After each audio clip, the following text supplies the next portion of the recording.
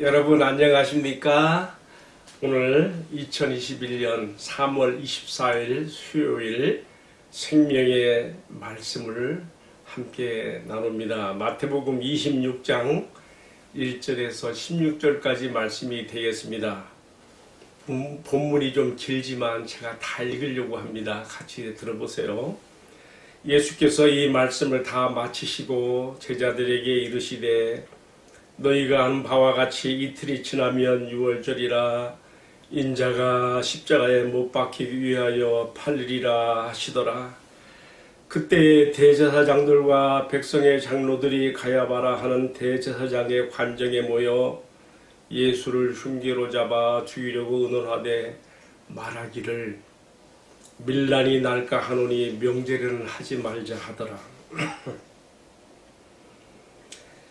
예수께서 베다니 나병 환자 시몬의 집에 계실 때에 한 여자가 매우 귀한 향유 한 옥합을 가지고 나와서 식사하는 예수의 머리에 부으니 제자들이 분개하여 이르되 무슨 의도로 이것을 허비하느냐? 이것을 팔아서 비싼 값에 팔아 가난한 자들에게 줄 수 있었겠도다 하거늘 예수께서 아시고 그들에게 이르시되 너희가 어찌하여 이 여자를 괴롭게 하느냐?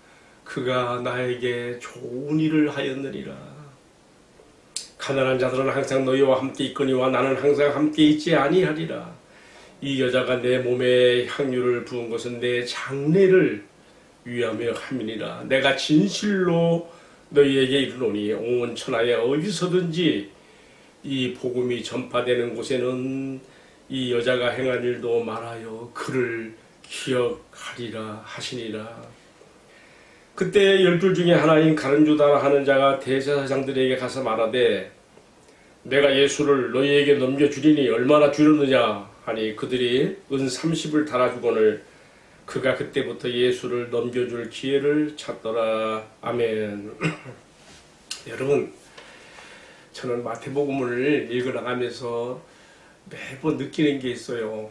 예를 들어서 마가복음이나 다른 복음서들은요, 예수님의 그 사역에 대해서 연대기 순서로, 역사적 순서로 기록해 나가고 있지만은요, 마태의 경우는요, 어떤 한 주제를, 토픽을 가지고 그것을 이렇게 저렇게 연결시켜서 구성해 나가는 것을 보게 됩니다. 오늘의 말씀이 바로 그러한 그 구성의 하나예요.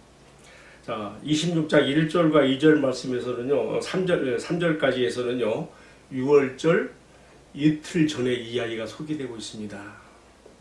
예수님께서 감람산 위에서 제자들에게 종말 교훈을 다 끝내신 다음에 하신 말씀이 이제 이틀이 지나면 유월절이라 인자가 십자가에 못 박히기 위하여 팔리리라 이렇게 하시고 그때에 대제사장들과 장로들이 모여서 당시 대제사장 가야바 집에 모여서 예수를 어떻게 죽일고 그렇게 서로 의논하는 가운데 명절에는 혹시 밀날이 날지 모르니 명절에는 삼가고 다른 날 몰래 잡아서 처리하자 이렇게 이제 결론이 난 것 같아요. 그런데요, 여기까지 마태는 6월절 이틀 전 화요일의 이야기를 썼어요. 근데 갑자기 또 6절부터 13절까지에서는요, 3일 전 토요일 날 베다니에 사는 문둥이 시몬의 집에서 있었던 연회석상에서 있던 마리아가 예수님 몸에 향유를 부은 그 이야기 돌아가고 있어요. 뭐가 앞뒤가 안 맞는 것 같아요. 그렇죠? 그러나 성령의 감동 가운데 마태가 이 복음서를 기록해 나가면서 다 뜻이 있어서 이렇게 구성이 되고 있는 겁니다.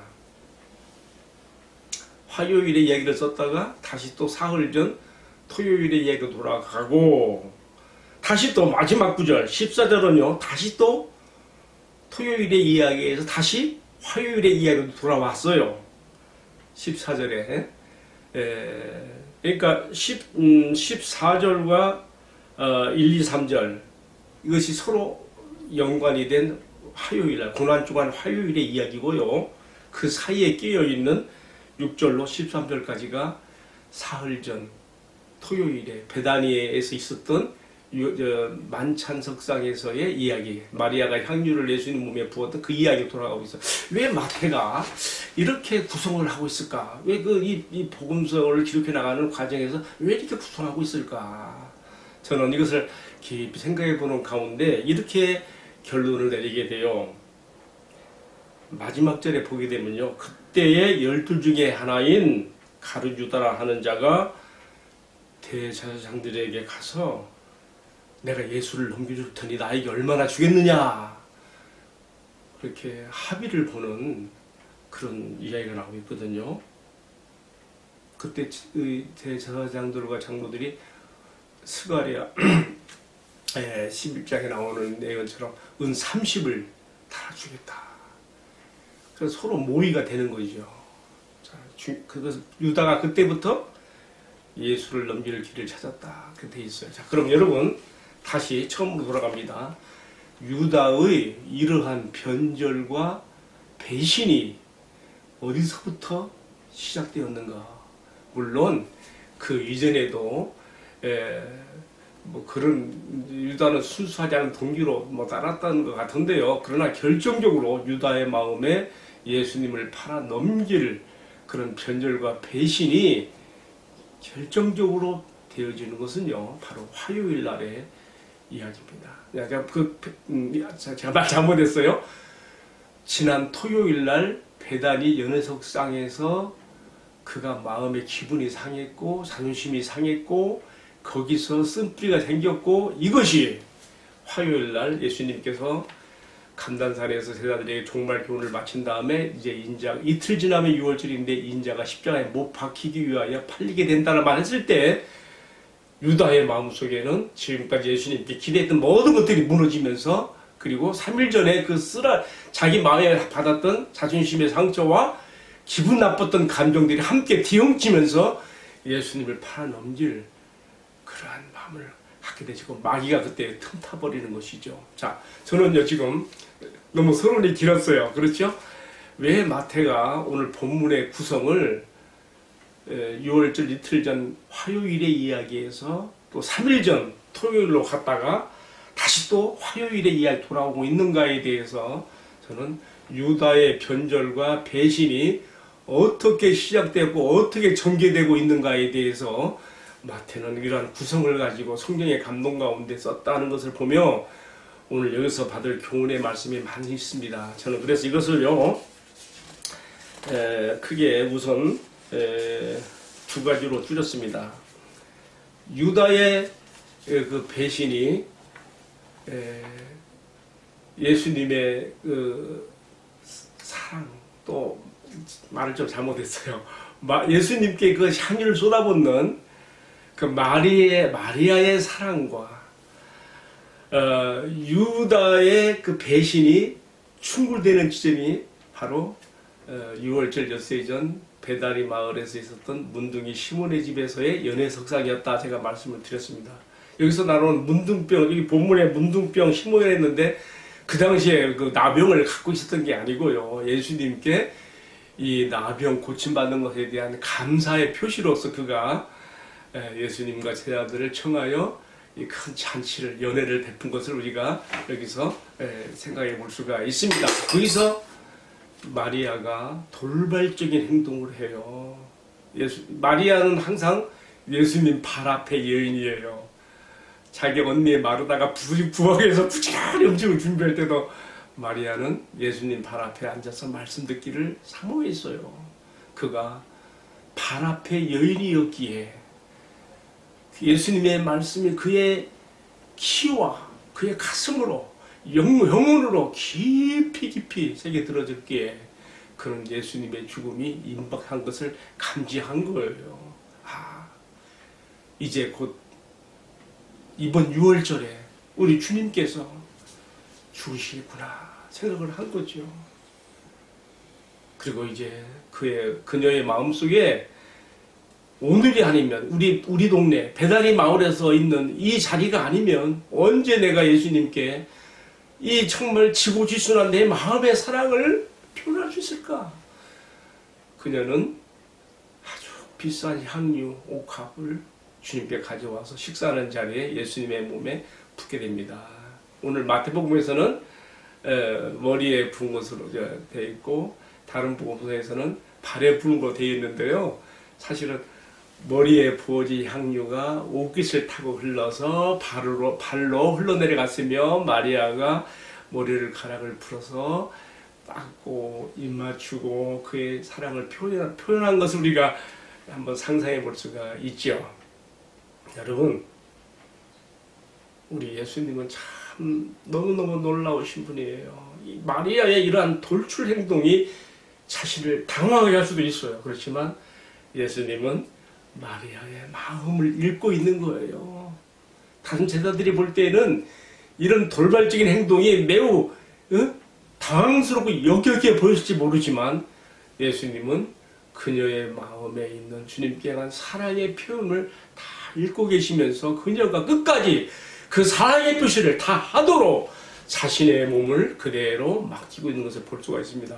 참다 못해서 지금 마리아의 마음을 읽을 줄 모르고 겉으로 드러난 행동만 가지고 판단하는 제자들, 특별히 유다가 요한복음 12장 4절에서는 여기 마태복음에서는 제자들이 했는데 요한복음 12장 4절에서는 유다라고 써 있어요.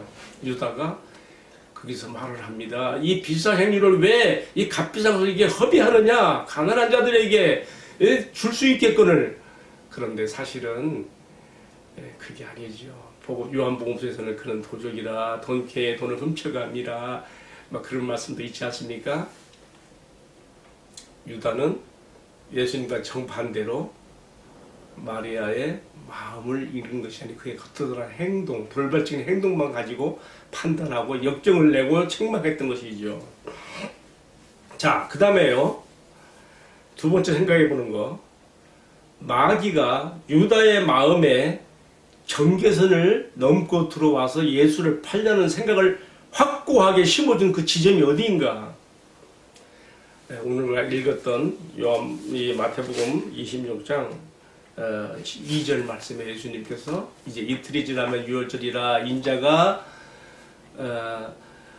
십자가에 못 박히기 위해서 팔리우리라 했을 때 여기서 유다의 마음속에 3일 전에 자기가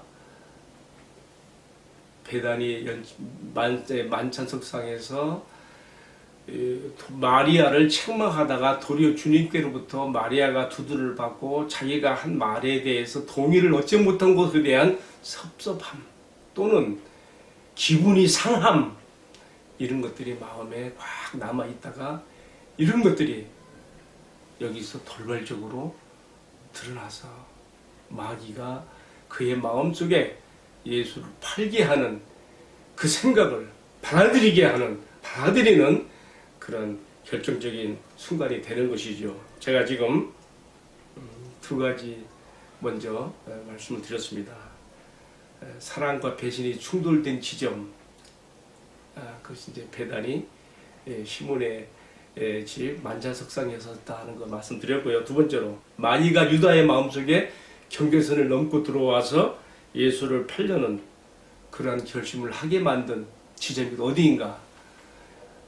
바로 26장 12절에 나오는 예수님이 십자가 달릴 것을 말하면서 팔리우린다는 말을 때 유다가 자기가 팔리게 하는 자에 자기가 인물이 주동자가 되어서 나타나는 걸 볼 수가 있습니다. 이제 오늘 말씀을 마무리하면서 저는요 여기서 크게 세 가지 교훈을 생각해 봅니다. 유다를 통해서 반면교사를 받는 것이죠. 물론 이 본문은요 많은 분들에게 마리아의 지고지순한 그 사랑의 헌신을 주제로 해서 많은 강론도 설교도 되어집니다만 저는 그렇게 하는 분들은 많으니까 저는 오늘 이 본문의 말씀에서 유다의 변절과 배신을 통해서 배우게 되는 반면교사로서 교훈이 무엇인가 한번 생각해 봅니다. 자, 세 가지로 정리했습니다. 첫 번째로요. 내 마음에 들어온 상한 감정을 잘 처리해야 됩니다. 여러분, 다른 사람으로부터 어떤 마음 상하는 말을 들었을 때에 또 마음에 상처가 됐을 때에 그것이요 마음에 쓴뿌리를 내리는 것은요 금방이에요. 논밭에 곡식들이 뿌리를 내리는 게 며칠이면 되는 거지만요 토요일에 이 만찬석상에서 유다의 마음에 심어진 이 불쾌감과 자존심 상하고 기분 상한 이런 것들이요, 토, 일, 월, 화, 3일 안에 해결되지 못하니까 예수님을 파는 변절자의 배신자의 마음으로 그렇게 연결된 것을 볼 수가 있습니다. 여러분, 내 마음에 어떤 기분 상하는 일이, 말이나 어떤 행동이, 자존심 같은 것들이 상했을 때에 적어도 사흘을 넘기지 않게 하십시오. 그 안에 잘 처리하십시오.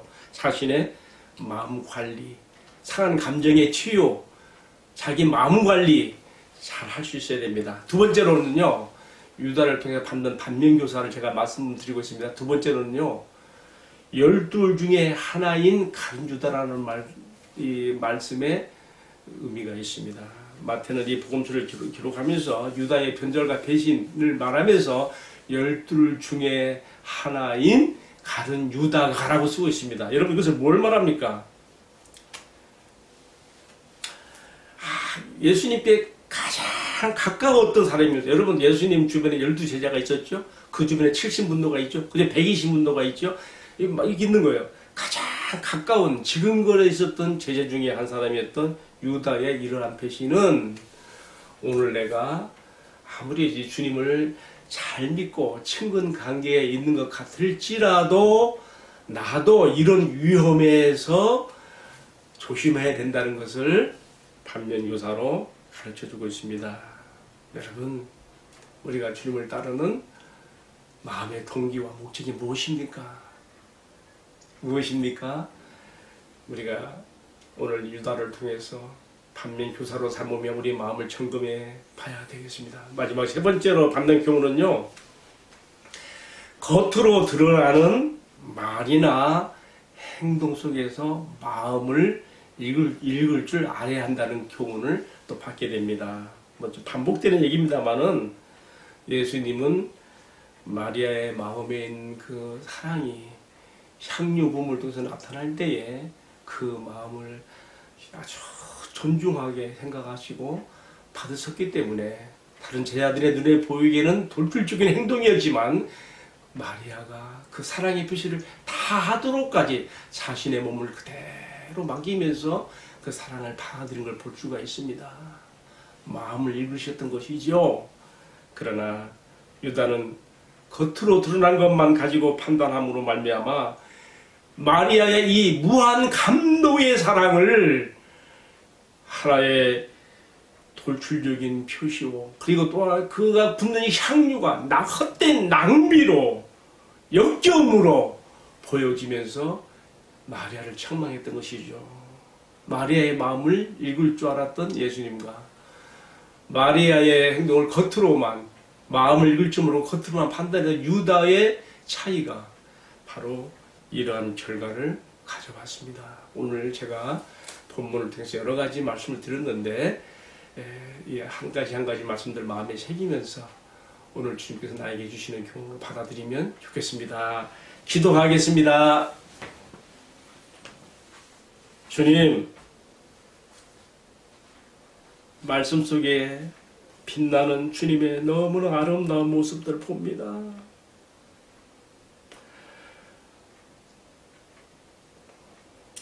우리의 마음을 다 알아주시고 읽어주시고 반응해 주시는 주님 앞에 우리가 마리아처럼 사랑을 표시해 기도하며 주님 앞에 나아가는 저희들의 모습이 되게 해 주옵소서.